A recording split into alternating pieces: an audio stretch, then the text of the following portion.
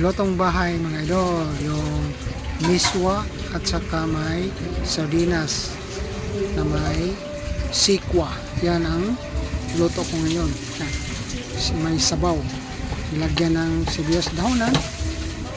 Yan ang lutong bahay na sardinas,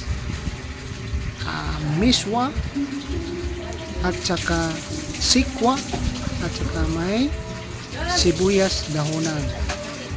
Yan, masarap yan mga idol kasi masarap-sarap yung sabaw sa gabi. Yan ang ulam namin ngayong gabi mga idol. Yan ang lutong bahay miswa. Miswa, sardinas at saka sikwa. Halos masarap-sarap ang sabaw. Thank you for watching.